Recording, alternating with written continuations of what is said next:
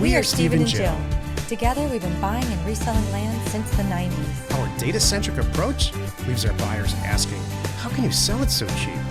Here on the Land Academy Show, We answer that and more. I'm Stephen Jack Pitala. and I'm Jill DeWitt, and this is the Land Academy Show. This is episode number 2226. Today, Jill and I are talking about from stale to scalable. 2025's new rules for land mailers and market moves. All week this week, Jill and I are talking about mailers, markets, and mindset. What is changing, what we have changed in 2025 to react to this changing market. Why? Because you are noticing it. You know what's funny? It's mandatory. We've been talking about this since, 2024. Even before election was done. It was all screwy back then. It was screwy because election. Now the election's over and things are in place. But now it's still screwy. So people are like, oh, I guess there's stuff happening. Hello? Especially Jack. He's been bringing this up for a year now, over a year.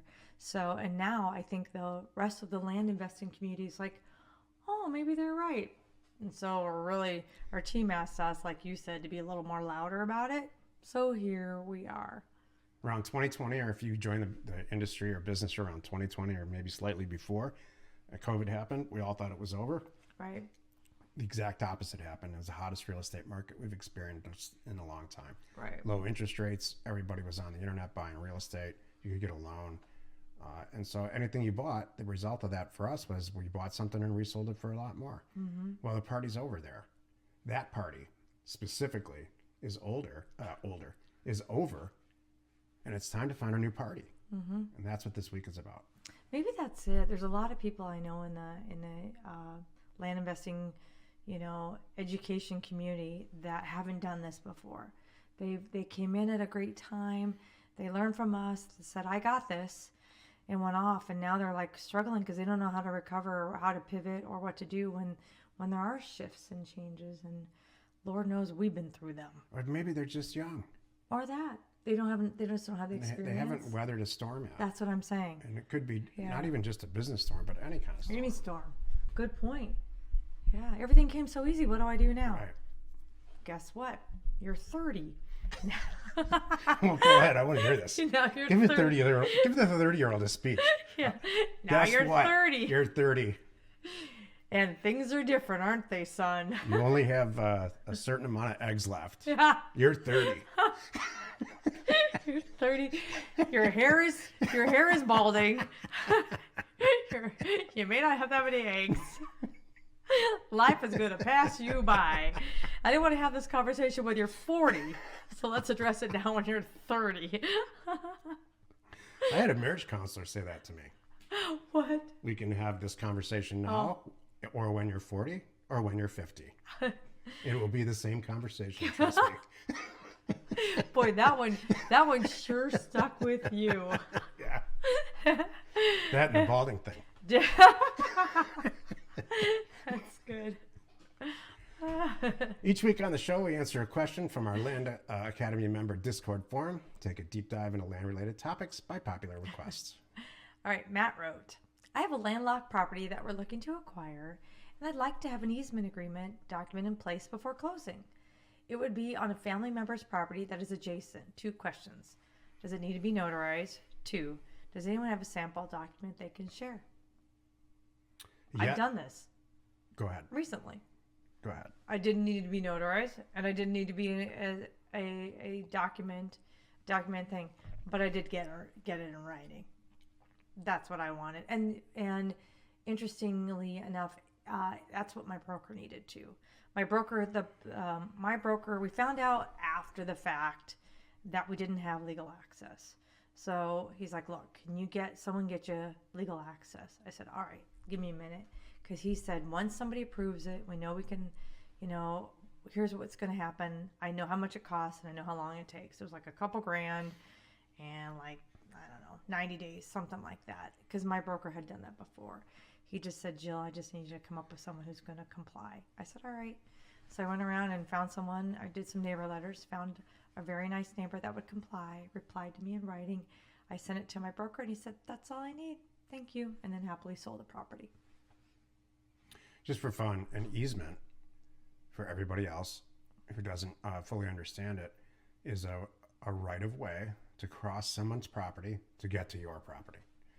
So you don't have a property that's right on a county road, for sake of argument. You got to cross through Farmer John's property, even if it's just a few feet, to get legal access to your property. And so what ends up happening is Farmer John agrees to do this. You haven't purchased the property you're going to buy yet. And so Matt's asking, how do I make sure this is in writing? That he's agreed to it, but he did it with a beer on his hand, in his hand on Saturday night at 12 o'clock. So we want to put it in writing and make sure that once it's closed, we execute this easement. Mm-hmm. And Jill's or been your through seller, this 50 times. or your buyer can do it. It's up to you too, Matt. If you want to do it, or just pass it off and let the other person take care of it. I know which I picked. Jill is historically like kind of willy-nilly trusting when it comes to easements and a bunch of other stuff, and it almost always works out. In fact, I don't have an example when it hasn't worked out. Right. It's just because that's how she does it. But I go in there and I demand that everything's signed. I would actually do the easement and then have it sitting on the desk in a deed format, and then simultaneously execute the easement with the deal and closing. That's how. If you go to any lawyer, that's what they're going to say how to do it. And if you go to any accountant, that's me. You're going to know how to. That's how you really do it. But a salesperson like Jill, who seems to gets away with all this. I'm going to make the seller do it for me, or the buyer's going to do it. I'm in the middle, just the thing. And I've had that. It's funny you brought up the feet. I've had a deal that was down to 10 feet. I'm like, can we jump it? Is it enough that I can jump to my property? Almost. And we had, but the seller was already doing it and missed a little. There was one actual form or something that was filed, but it didn't get processed, if you will. So he had to scramble, pay a fee to reopen it, get it done. And again, remember, I'm not going to do it. I'm the guy in the middle here, just putting the deal. I'm the buyer, I'm the seller. So call me when it's done. And he wanted to sell really bad. No kidding. He got it done. And then I turned and sold it. This stuff can happen in your career. Mm-hmm. If you're a Land Academy member and you go on a Discord or you utilize the relationships that you have within our community, this is a Land Academy shameless plug right now. We'll help you. We'll help you. We've been through it. And a bunch of people in the group I'm sure have been through it. Yeah. You don't want to do that stuff on your own. That's what I did. It took 30 years. It'll only take you 3 months. Yeah, Land Academy. Speed up the learning curve by 30 years. That's our new slogan. Grossly exaggerating. I'm just saying it to make Jill laugh, and it works. And be loud. Today's topic, from stale to scalable, 2025's new rules for land mailers and market moves. So we've talked about mailers. If you need to send a lot more to get the same results that you got 5 to 8 to 10 years ago. True. But to counterbalance that, make them count. Buy larger properties. Buy properties and make sure that you're including houses and mobile homes in that, so that you can make a bunch more money on each deal to justify the more mail costs. Right. But let's talk about markets now, because we really didn't say, does the red, green, yellow test still work? When I troll or fish now around looking for new markets, has that changed? Here's what's changed. I want you to think about markets that you already had success in, or that you like, or you live there, markets that you know, and I want you to start thinking about the sub-markets within those markets. We haven't had to do that. When I started this, it was state-based. I remember sending out a mailer for every 5-acre property in Arizona, every single one for $500. And it worked. I bought so much property, it was silly, and went and resold them really quickly. You could never do that now. You just get no response and you get laughed at. Why? Because it's been how many years later of people sending mail out? Mm-hmm. Then it became counties. All right, let's focus on the county. I'm going to look at Maricopa County, which is where Phoenix is a lot different than, let's say, Navajo County, which is very, very rural with not a lot of private. But that didn't matter to me in the beginning because I got away with it. So now I looked at Maricopa County a little further into my career and got away with some stuff there. At some point, I had to break down Maricopa County into zip codes, which you hear us talk about all the time. True. Zip code based pricing and pull-in mail.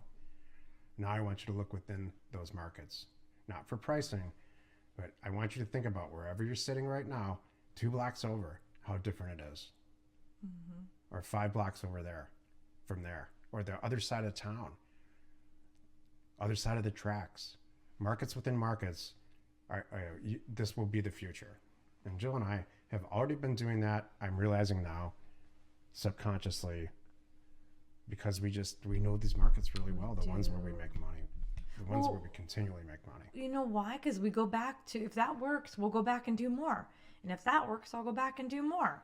Well, you know, when you say markets within markets, we were talking on our member call the other day, and they were talking about this mailer started out real big and they went down to this size, and they had a cap. They wouldn't go below a certain acreage and above a certain acreage. Well, here's an easy little thing that you could be doing. Say all the 5 to 10 acres fly off the shelves. Why would you not go back and buy all the 1 to 5 acres? That's kind of a sub little area. And then if that works, why don't you buy all the 10 to 20 acres? Hello? And then go work at all the 40 and above acres. So you could stay, not even just a property type, like Jack's been talking about a lot with mobiles and houses, but say like, I don't want to do that. I want to really lock in on land and learn that first, and I'll get there. So that's fine. Go with different acreage sizes. Yeah, things like that. If you're having a lot of success in a single market, and let's say, I don't know, Tennessee, look at the sub-markets within that market and find out, do some analysis on your own successes. Yeah. If you find out that on the eastern part of the zip code, that's where you're doing all your deals, then amp that up. Maybe start buying houses there. Then send to do a house mailer, do a mobile home mailer. Utilize what your past successes have been. Yeah. This is what you don't want to do. We've had multiple members come to us, sometimes in the distant past in our advanced group, our Career Path alumni group, say sentences like, for 3 years, this is an actual sentence. For 3 years, I live in California. I've been mailing the Austin market for infill lots, and I've been buying properties for $60,000 and selling them for $80,000. I've done like 40 deals there. Well, the last 2 mailers I did, it doesn't work anymore. This sucks. I hate it. Goodbye. That person has long been in our group still. In fact, we just met he and his new partners in person. And so I don't want you to do that. This business model is totally viable. It's totally doable. You can make hordes of money, more money than you could before. It's just different. There's different skill sets involved. You know, one thing we haven't talked about in a while, it's like everything. Holy moly. Every business goes through ups and downs and changes. I can't even imagine what, look at car companies going from people building the car to machines building the car. And now with AI and robotics and things like that, there's going to be changes, and you have to learn to roll with them just like anything. If you're in a relationship and you're doing the same thing that you did 40 years ago, you're lucky. Because most people wouldn't put up with that. Oh, please give me an example. I'd like to know what you're thinking. I mean, if you're eating the same bowl of Cheerios out of the same bowl 40 years ago, and that would be my dad, and you're a man, there's not a lot of women that are going to put up with that or encourage that. Yeah. You got to change stuff up. Everybody wants a new, fresh refresher on everything all the time. If you're wearing the same shirts, the same pants. Yeah, Jill doesn't like that. I I'm telling don't. you. Firsthand, I'm telling you. It's a battle. So I change my shirts out every 3 years to make her happy. I choose my battles. Do you know how long I've been asking for this beard? Yeah, you have. I have. I finally got it 10 years later. And here's the beard, but it can't be too long. We tried that. Nope. Join us tomorrow where we discuss mailing smarter and thinking bigger. This is key. The 2025 Investor Reset. You didn't know you needed. You are not alone in your real estate ambition. We are Jack and Jill. Information and inspiration to buy undervalued property. We hope you found our content valuable, and we appreciate your support. If you have not already, please check out our channel and hit the subscribe button. And your comments and suggestions help us to create the content you're here for. Hitting the like button helps to support our channel's algorithm and gauge your interest for future shows.